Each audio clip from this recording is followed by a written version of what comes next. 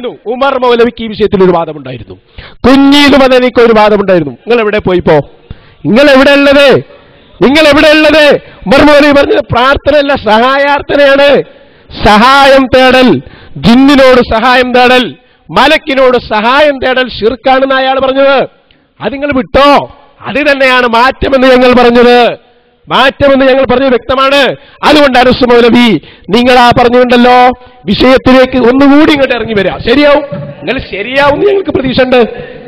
അതുകൊണ്ട് തന്നെ ഇതുവരെ പണിയെടുത്തിന് മുതലായിട്ടുണ്ട്. ഒരുപാട് വിഷയം ജിന്നു ആവശ്യമാണെന്ന് നിങ്ങൾക്ക് തന്നെ തോന്നിയല്ലോ നിങ്ങൾക്ക്. കാരണം എന്താ? നിങ്ങൾ അടിത്തറ മാന്തുമെന്ന് നിങ്ങൾക്കറിയാം. അതുകൊണ്ട് തന്നെ ഇനി നിങ്ങൾ രക്ഷപ്പെടാനുള്ള ഒരു പഴുത് അവിടെ പ്രാർത്ഥന വെച്ചിട്ടുണ്ട്. പറ്റൂല.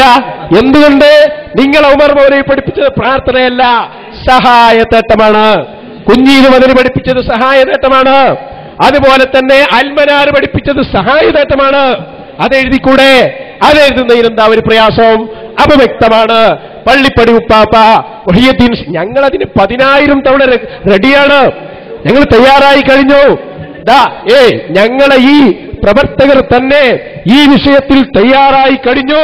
പള്ളിപ്പടി ഉപ്പാപ്പ, മുഹിയുദ്ദീൻ ശൈഖ്, റിഫായി ശൈഖ് എന്നിത്യാദിയുള്ള സഹായനേട്ടം അത് ശിർക്കല്ല എന്ന് ഞങ്ങൾ തെളിയിക്കും. ആയത്ത് ഞങ്ങൾ ഉദ്ധരിക്കും, ഹദീസ് ഉദ്ധരിക്കും. പക്ഷേ ഞങ്ങളും നിങ്ങളും ഒരു കാര്യത്തിൽ ഐക്യമാണെന്ന് ഞാൻ പറഞ്ഞു. അതെന്താ?